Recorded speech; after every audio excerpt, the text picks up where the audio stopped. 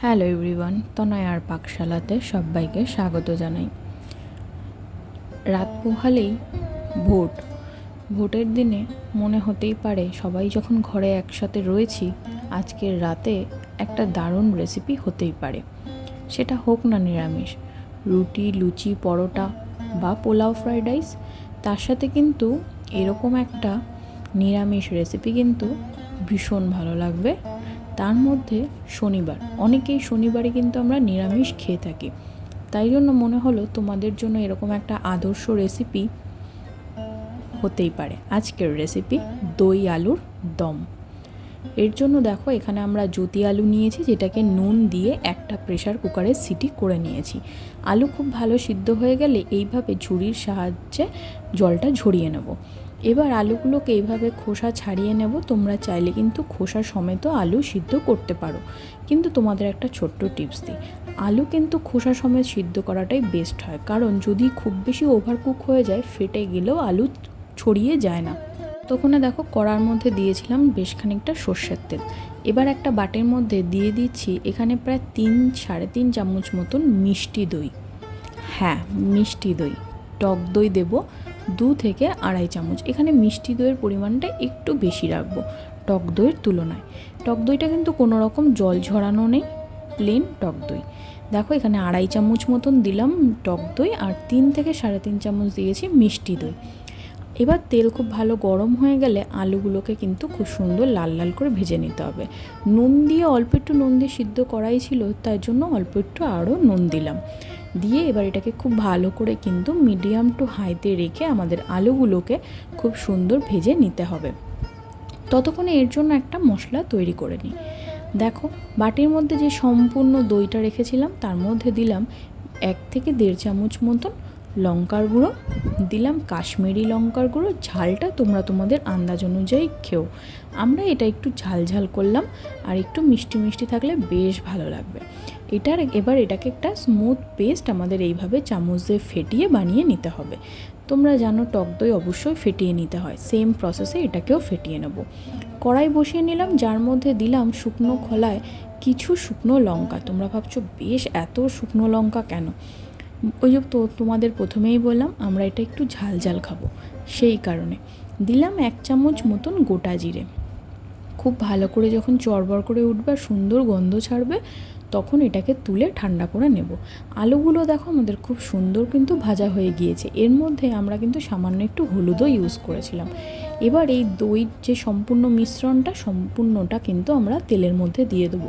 অবশ্যই মাথায় রাখতে হবে গ্যাসের ফ্লেমটাকে কিন্তু একদম নেভা করে রাখতে হবে, নইলে দই কিন্তু ফেটে যাওয়ার চান্স থাকবে। তোমাদের আর একটা ছোট্ট টিপস দিই, দই যখন তোমরা ফেটাবে অবশ্যই পারলে 1/2 চামচেরও হাফ একটু ময়দা অ্যাড করে দিও, তাহলেও কিন্তু অনেক সময় দই ফাটে না, যেটা দুধের ক্ষেত্রেও হয়ে থাকে। এবার এইভাবে কিন্তু খুব ভালো করে কিন্তু আমাদের কষিয়ে নিতে হবে। এখানে অনেকখানি সময় ধরে কষাতে হবে। চলো, ততক্ষণে দেখো এখানে মা নিয়ে নিয়েছে একটা হিং, আর এখানে এই দই যে রেখেছিল সেই বাটি ধোয়া জলটা। তোমরা ভেবো না সাদা রঙের, এটা আবার কি, এটা প্লেন জল। এখানে দেখো, এবার ভালো করে আমাদের আবারও এইভাবে মিডিয়াম লোতে রেখে আমাদের খুব কন্টিনিউয়াসলি এটাকে নাড়াতে হবে।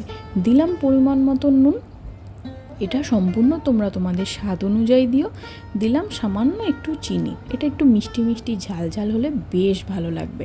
আমি তোমাদের হাইলি রেকমেন্ড করব, একবার বানিয়ে খেয়ে দেখো, আর কমেন্ট সেকশানে জানাও যে তোমাদের রুচি, লুচি, পরোটা, পোলাওয়ের সাথে কেমন লাগলো। চলো, ততক্ষণে আরেকটা কড়াই বসিয়ে নিয়ে যার মধ্যে দিল বেশ খানিকটা পরিমাণে সর্ষের তেল। তেল ভালো গরম হয়ে আসলে এই যে জলটা দিল, সেই জলের মধ্যে আমরা 1 চামচ মতন হিং গুলে রেখেছিলাম, সেই হিঙের জলটা এর মধ্যে দিয়ে দিল ফোড়ন হিসাবে। এবার এটাকে ভালো করে এইভাবে নাড়িয়ে নিতে হবে। তোমরা ভাবতে পারো যে হিংটা তো প্রথমে দিলেই হতো। হিং প্রথমে দিলে কিন্তু অনেক সময় হিঙের গন্ধটা লাস্ট ফিনিশিং অবধি থাকে না, তাই জন্য এইভাবে একবার ছক মেরে দিতে পারো। এটা সেম প্রসেসেই সেটাই করা হলো। দিয়ে আবারও ভালো করে একটু নাড়িয়ে চাড়িয়ে নিতে হবে। এবার যে দই রেখেছিলাম সেই দইয়ের বাটি ধুয়ে আর কড়াইটাও ধুয়ে কিন্তু জলটা আমরা দিয়ে দিলাম। জলটা ঈষৎ উষ্ণ গরমও ছিল, যেহেতু কড়াইটা গরম ছিল। এবার দেখো এখানে খুব বেশি এটা পাতলা ভালো লাগবে না, একটু মাখো মাখো গ্রেভি হলে বেশ মজাদার লাগে। তাই জন্য সেই অনুযায়ী আমরা দিলাম জল। ততক্ষণে এটা ফুটতে থাকুক, আর ততক্ষণে আমরা কিছু শুকনো লঙ্কা আর দিলাম গোটা জিরে। তোমরা ভাবছো দিয়েছিলাম তো 3-4টে শুকনো লঙ্কা, তাহলে 2টো কেন? কারণ এখানে আমরা পুরোটা শুকনো লঙ্কা ইউজ করিনি, 2টো রেখেছি। যদি মনে হয় আমাদের লাগবে তাহলে আমরা আবার একটু গুঁড়ো করে দিতে পারি। সেই জন্য এখানে প্রথমে আমরা 2টো দিলাম। আর যেহেতু প্রথম থেকেই লঙ্কার গুঁড়ো ইউজ করা আছে, সেহেতু একটু হালকা কম রাখার চেষ্টা করলাম। এবার এই মশলাটাকে খুব ভালো করে দেখো বেটে রেখেছিল মা, উপর থেকে দিয়ে দিল বেশ খানিকটা পরিমাণে কাঁচা লঙ্কা আর দিল সেই ভাজা মশলাটা, দিয়ে একবার ভালো করে নাড়িয়ে, আলু তো আমাদের প্রথম থেকেই সিদ্ধ হয়ে গেছে এবং খুব সুন্দর তেলও ছেড়ে দিয়েছে, ঢাকা চাপা দিয়ে 5 মিনিট মতন স্ট্যান্ডিং টাইমে রেখেছিলাম। অসাধারণ, কি দারুণ কালারটা এসছে না? মনে হচ্ছে না কখন এটাকে আমরা খাবো। ততক্ষণে যারা ফার্স্ট টাইম চ্যানেলটা ভিজিট করছো, ততক্ষণে তাদের অনুরোধ রইল চ্যানেলটা সাবস্ক্রাইব করো, পাশে থাকা বেল আইকনটি প্রেস করো, যাতে নতুন নোটিফিকেশান তোমাদের সামনে চলে আসে। কমেন্ট সেকশন খোলা রইল, কমেন্ট করে জানাও যে তোমাদের কেমন লাগলো। ভালো লাগলো ভিডিওটা? ধন্যবাদ। দেখা হচ্ছে আরও একটা রেসিপির সাথে। আমি আমার মা ফিরে আসছি।